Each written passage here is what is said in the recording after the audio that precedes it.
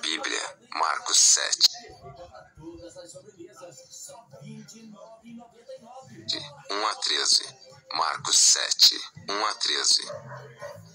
Os fariseus e alguns dos escribas vindos de Jerusalém tinham se reunido em torno dele, e perceberam que alguns dos seus discípulos comiam o pão com as mãos impuras, isto é, sem as lavar. Com efeito, os fariseus e todos os judeus, apegando-se à tradição dos antigos, não comem sem lavar cuidadosamente as mãos, e, quando voltam do mercado, não comem sem ter feito abluções. E há muitos outros costumes que observam por tradição, como lavar os copos, os jarros e os pratos de metal. Os fariseus e os escribas perguntaram-lhe: por que não andam os teus discípulos conforme a tradição dos antigos, mas comem o pão com as mãos impuras? Jesus disse-lhes: Isaías com muita razão profetizou de vós, hipócritas, quando escreveu: este povo honra-me com os lábios, mas o seu coração está longe de mim. Em vão, pois, me cultuam, porque ensinam doutrinas e preceitos humanos. 29,13. Deixando o mandamento de Deus, vos apegais à tradição dos homens. E Jesus acrescentou: na realidade, invalidais o mandamento de Deus para estabelecer a vossa tradição. Pois Moisés disse: honra teu pai e tua mãe, e todo aquele que amaldiçoar pai ou mãe seja morto. Vós, porém, dizeis: se alguém disser ao pai ou à mãe, qualquer coisa que de minha parte te pudesse ser útil é curbã, isto é, oferta, e já não lhe deixais fazer coisa alguma a favor de seu pai ou de sua mãe. 13. Anulando a palavra de Deus por vossa tradição que vós vos transmitistes. E fazeis ainda muitas coisas semelhantes. Tocate 107. Para que é necessária a verdade na vida social. 107. Para que é necessária a verdade na vida social. Verdade, traduzida na minha vida pessoal, quer dizer veracidade, honestidade. Sem um tratamento honesto dos homens entre si, decai toda a sociedade. Onde o discurso e a ação já não podem concordar e onde a honestidade não pode ser pressuposta. O que determina a comum convivência humana são a desconfiança, o frio e a dissimulação. No domínio político e econômico pertence também a verdade e a transparência, tanto nas decisões como nas operações. Isto é válido sobretudo quando se trata do uso dos recursos financeiros. Inspiração: Teresa Rey. Durante a minha escola de discipulado em Salzburgo, experimentei como é libertador, curativo e fecundo quando nos mostramos uns aos outros com as nossas fraquezas, as nossas lutas interiores, as nossas feridas e os nossos pecados. Deus faz algo tão belo quando nós aceitamos, encorajamos e carregamos uns aos outros.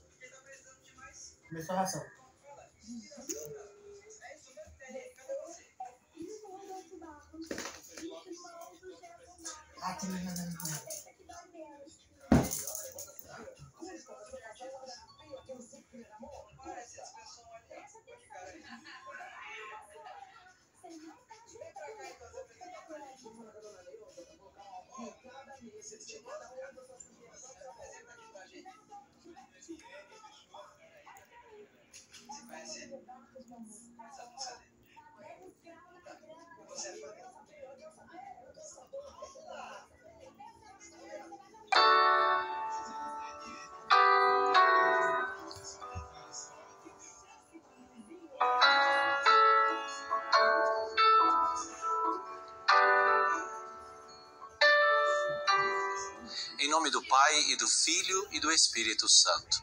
Naquele tempo, os fariseus e alguns mestres da lei vieram de Jerusalém e se reuniram em torno de Jesus. Eles viam que alguns dos seus discípulos comiam pão com as mãos impuras, isto é, sem as terem lavado. Com efeito, Os fariseus e todos os judeus só comem depois de lavar bem as mãos, seguindo a tradição recebida dos antigos. Ao voltar da praça, eles não comem sem tomar banho e seguem muitos outros costumes que receberam por tradição. A maneira certa de lavar copos, jarras e vasilhas de cobre. Bom, o texto é interessante porque esses fariseus vêm de Jerusalém para se reunir com Jesus para falar de lavagem de utensílios, para falar de lavagem de mão. Jesus encontrou no seu tempo um tipo de fé chamada de ritualista, ou seja, uma soma de preceitos e ritos, mas que não conduziam ao amor a Deus e ao amor ao próximo. Nenhum rito ou preceito pode ser maior do que o nosso relacionamento com Cristo. Do contrário, nós nos tornaremos especialistas em ritos, mas estéreis no relacionamento com Deus. Chega-se ao ponto de fixar um rito para se lavar copos, jarras e vasilhas de cobre. Vejam só.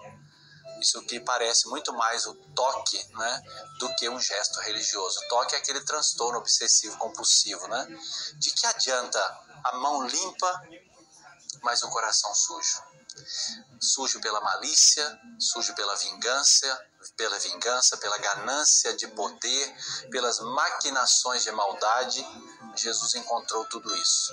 E tudo isso não ficou lá, né, no passado, porque muitos de nós acabamos transformando a nossa fé num emaranhado de preceitos e de gestos. O rito tem o seu lugar, tem o seu valor, é claro, dentro da experiência religiosa, o rito tem o seu valor. Por exemplo, o lava-pés, né, que nós revivemos em cada quinta-feira santa, e como ele fala por si só, como o gesto do lava-pés, esse rito que nós vivemos, ele tem um poder, porque ele nos recorda diversas realidades da vida cristã, que eu não posso odiar ninguém, que eu não posso planejar vingança, que eu não posso excluir ninguém da minha vida, mas eu devo amar sem medida, devo buscar a reconciliação num gesto.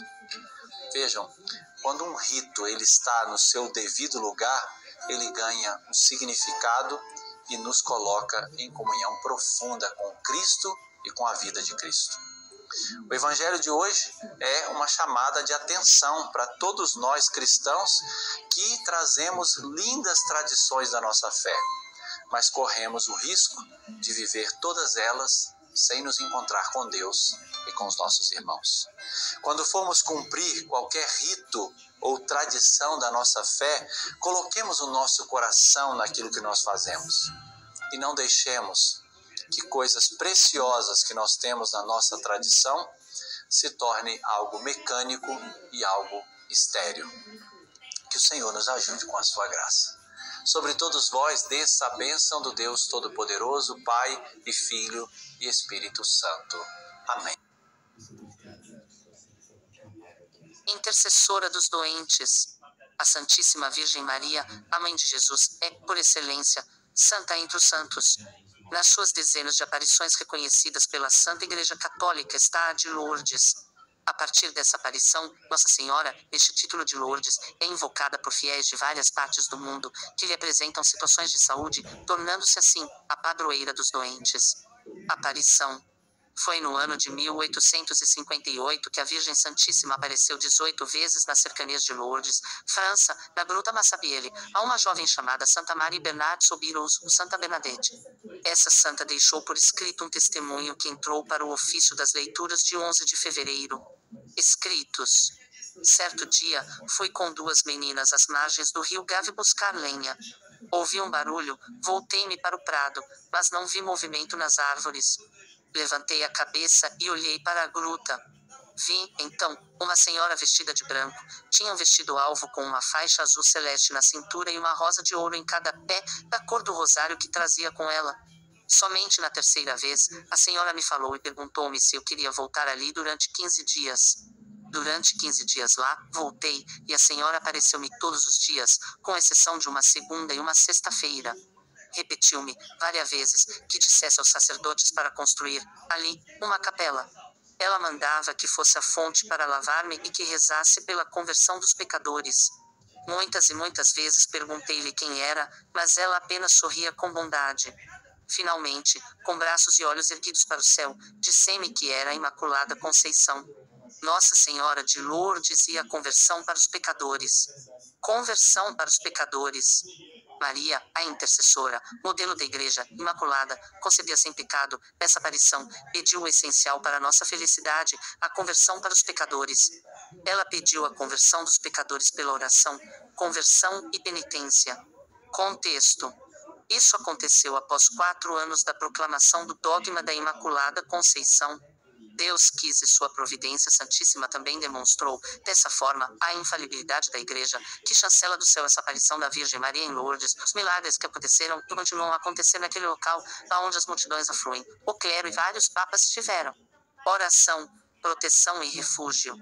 Sob a tua proteção procuramos refúgio, Virgem Imaculada de Lourdes, que és o modelo perfeito da criação segundo o plano original de Deus. A ti, neste dia, confiamos os doentes, os idosos, as pessoas sozinhas, alivia o seu sofrimento, enxuga suas lágrimas e obtém para cada um a força necessária para realizar a vontade de Deus. Seu amparo de todos que aliviam, dia após dia, os sofrimentos destes irmãos. E ajuda-nos a crescer no conhecimento de Cristo, que, com a sua morte e ressurreição, venceu o poder do mal e da morte. Nossa Senhora de Lourdes, intercedei por nós. Outros santos e santos.